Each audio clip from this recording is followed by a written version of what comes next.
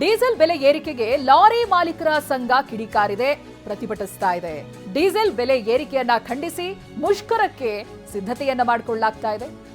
ರಾಜ್ಯದ ಲಾರಿ ಮಾಲೀಕರ ಸಂಘದಿಂದ ಹೋರಾಟಕ್ಕೆ ಕರೆ ಕೊಡಲಾಗಿದೆ.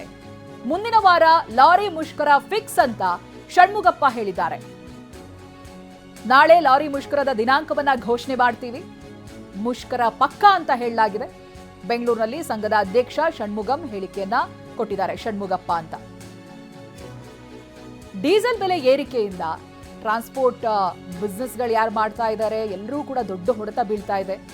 ಜೊತೆಗೆ ಇದರ ಪರಿಣಾಮ ಎಲ್ಲಾದ್ರ ಮೇಲೂ ಆಗುತ್ತೆ. ಯಾವಾಗ ಟ್ರಾನ್ಸ್ಪೋರ್ಟ್ನ ಕಾಸ್ಟ್ ಹೆಚ್ಚಾಗುತ್ತೆ ಎಲ್ಲರಿಗೂ ಅದರ ಬಿಸಿ ತಟ್ಟುತ್ತೆ.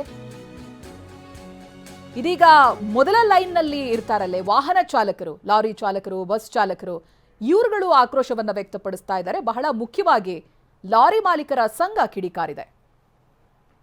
₹2 ಅಲ್ಲ, ₹3 ಆಲ್ರೆಡಿ ಜೂನ್ ನಲ್ಲಿ 15ನೇ ತಾರೀಕು ₹3 ಮಾಡಿದ್ದಾರೆ ಸಿದ್ದರಾಮಯ್ಯ ಅವರು.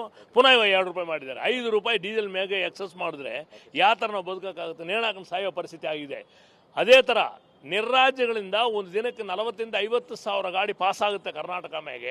ಅವರೆಲ್ಲರೂ ಡೀಸೆಲ್ ಹಿಡಿತಾ ಇದ್ರು. ಸರ್ಕಾರ ಬೊಕ್ಕಸಕ್ಕೆ ದಿವಸ 8 ಕೋಟಿ ಆದಾಯ ಬರ್ತಾ ಇತ್ತು.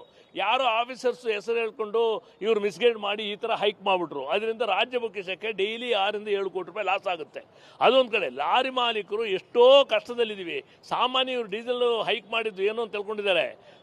ಬಿಲೋ ಪಾವರ್ಟಿ ಜನಗಳ ಮೇಲೆ ತರಕಾರಿಯಿಂದ ವೆಜಿಟೇಬಲಿಂದ ಅದೆಲ್ಲ ಬೆಲೆ ಜಾಸ್ತಿ ಆಗೋ ಪರಿಸ್ಥಿತಿ ಆಗ್ಬಿಡುತ್ತೆ. ಆದ್ದರಿಂದ ನಾವು ಒಂದು ಸರಿಯಾದ ನಿರ್ಧಾರ ತಗೊಂಡಿದ್ದೀವಿ. ಇವತ್ತು ಪ್ರೆಸ್ಸಲ್ಲಿ ಹೇಳ್ತಾ ಇದ್ದೀವಿ, ನಾಳೆ ಮೀಟಿಂಗ್ ಕರೆದಿದ್ದೀವಿ ಪ್ರಕಾಶ್ ಕೆಫೆಯಲ್ಲಿ 12 ಗಂಟೆಗೆ. ನಾಳೆ ಡೇಟ್ ಅನೌನ್ಸ್ ಮಾಡ್ತೀವಿ. ಇದು ಫೈನಲ್ಲು. ಇನ್ನು ಅವ್ರನ್ನ ಕೇಳಿ ಸುಸ್ತಾಗ್ಬಿಡುತ್ತೆ ನಮಗೆ. ಅವರಿಂದ ಏನು ಉತ್ತರ ಬಂದಿಲ್ಲ. ಅದರಿಂದ ಸೀರಿಯಸ್ ಆಗಿ ನಾವು ಅನಿರ್ದಿಷ್ಟಕಾಲ ಮುಷ್ಕರಕ್ಕೆ ಹೋಗೋದು ಖಂಡಿತ. ಪೆಟ್ರೋಲ್ ಬಂಕ್ ಅಸೋಸಿಯೇಷನ್ ಅವರು ಸಪೋರ್ಟ್ ಮಾಡ್ತಾರೆ. ಪೆಟ್ರೋಲ್ ಬಂಕು ಅಸೋಸಿಯೇಷನ್ ಅವರು ಎಲ್ಲ ಮುಚ್ತಾರೆ ಅವತ್ತು. ಆದ್ರಿಂದ ನಾವು ಅನಿರ್ದಿಷ್ಟ ಮುಷ್ಕರಕ್ಕೆ ಹೋಗೋದು ಖಂಡಿತ. ₹2 ಅಲ್ಲ, ₹3 ಆಲ್ರೆಡಿ ಜೂನ್ ನಲ್ಲಿ